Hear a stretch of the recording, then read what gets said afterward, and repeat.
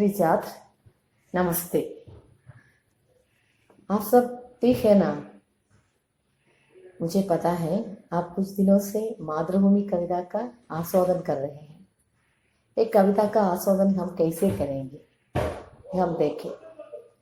इसके लिए पहले हमें कविता की शब्द की ओर जाना है और उस शब्द को हमें अपनाना भी है। ये कैसे करेंगे? पहले हम मातृभूमि कविता की 6 पंक्तियों की ओर जाते हैं और इसमें इन पंक्तियों में कई शब्द हैं, जैसे नीलांबर। नीलांबर शब्द का अर्थ आप सबको आज पता होगा, क्योंकि आपने सारे के सारे वीडियो देखा है और क्लास भी देख चुका है, और इसलिए आपको इसका अर्थ जल्दी समझ में आ जाएगा। फिर भी हम क्या करेंगे, हमारे हिंदी पुस्तिका है, उस पुस्तिका में आप उन पंक्तियों में क्या क्या शब्द हैं, उन सारे के सारे शब्दों को लिखिए और उसका अर्थ हिंदी में लिखना है। हिंदी में लिखकर आप एक सुंदर पन्ना का निर्माण कीजिए आपकी पुस्तिका में। यह है आपका पहला वर्ग। ये पहला वर्ग आप कीजिए और मेरा विश्वास है कि आप सब करेगा। और अब हमें दूसरे वर्ग की ओर जाना है। हमने जो पदों का परिचय और उसका अर्थ समझ लिया है, उन अर्थ एवं शब्दों को लेकर हम एक वर्ण पहेली का निर्माण करना है। आप सबको मालूम है वर्ण पहेली माने क्या है?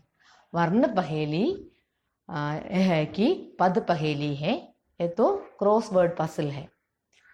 उन शब्दों और अर्थों को लेकर हम एक अच्छा वर्ण पहेली का निर्माण करेगा। ये तो आपका दूसरा छात्रों, यह है वर्ण पहेली का संगीत। और इसमें कुल 30 संगीत हैं। इन्हें जरा पढ़िए और इन संगीतों का उत्तर है आपको क्रॉस वर्ड पजल में लिखना है। जरा इस क्रॉस वर्ड भी आप देखें, और इस क्रॉस वर्ड में आप देखने पर आपको पता चलेगा कि इसमें दाएं की तरफ के कॉलम का भराना है और नीचे की ओर भी कॉलम भराना है। जैसे कि पहला संकेत है मातृभूमि का परिधान। ये मातृभूमि का परिधान और उसमें ब्रैकेट में 4 अक्षर भी लिखा गया है। इसका अर्थ है कि उस आप क्रॉसवर्ड पजल फिल करते वक्त पहले कॉलम का नंबर 1 दिया गया है, उस 1 दाएं की तरफ है। दाएं की तरफ की ओर आप मातृभूमि का परिधान नीलांबर लिखिए और उस पजल के 1 कॉलम नीचे की तरफ ही है, उसका संकेत है केवल नीलांबर ही है। नीलांबर और उसके ब्रैकेट में दिया गया है 4 अक्षर, और उस संकेत के अनुसार आप एक कॉलम नंबर 1 नीचे की ओर हम फिल किया है पहले नीलांबर, और नीचे की ओर लिखना है नीलाकाश। उसी तरह आप सभी कॉलम को फिल कर दीजिए। क्रॉसवर्ड पजल का संगीत और क्रॉसवर्ड पजल मैंने कमेंट बॉक्स में भी दिया है, आप जरा देखें।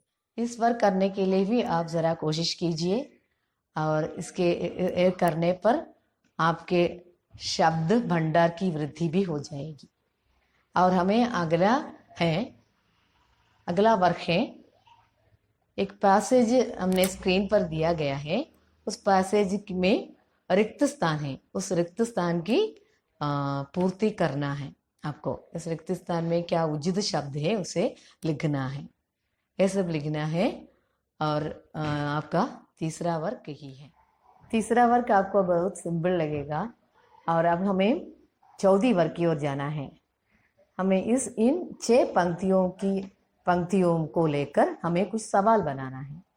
ये सवाल का जैसे कि मातृभूमि के मुकुट क्या क्या है, इस प्रकार के कुछ सवाल आप बनाइए और इसे भी अपनी नोट पुस्तक में लिखिए। अब हम 5वीं वर्ग की ओर जा रहे हैं। 5वीं वर्ग कुछ सवाल हैं, जरा देखें। पहला सवाल है मातृभूमि कविता के रचयिता कौन है? और दूसरा है मातृभूमि कविता किस युग की है। और तीसरा आप लिखिए, आप इस कविता में आपको बहुत पसंद हुई पंक्तियां क्या क्या है और इस पसंद का कारण क्या है, आप क्यों ये पंक्तियां बहुत पसंद किया। और चौथी सवाल है, आपके इस कविता की भाषा कैसी है। और पांचवी सवाल ऐसा है, इस कविता में कवि मातृभूमि का सौंदर्य वर्णन कैसा किया है और किन किन वस्तुओं के द्वारा वर्णन बहुत प्रभावशाली बनाया है। और अगला सवाल है, इस कविता के इस पंक्तियों में कवि कहता है मातृभूमि तू सत्य ही सर्वेश की सगुण मूर्ति है। इसके संबंध में आपका विचार आप व्यक्त कीजिए। इन सवालों का जवाब सब एकत्र करके लिखने पर आपको आस्वादन टिप्पणी की ओर जाएगा। अब हम इन सवालों से और सवालों के जवाब लिखने पर हमें यह उत्तर मिलेगा कि आस्वादन टिप्पणी हम कैसे लिखेंगे। आस्वादन टिप्पणी के लिए क्या क्या चाहिए, ये सब इन सवालों का जवाब में आ गया है। इन जवाबों को आप एकत्र करके लिखिए, तब अच्छा आस्वादन टिप्पणी आपको मिलेगा। ये वीडियो आपके आस्वादन को सक्षम बनाने के लिए बनाया हुआ है। और सबको धन्यवाद।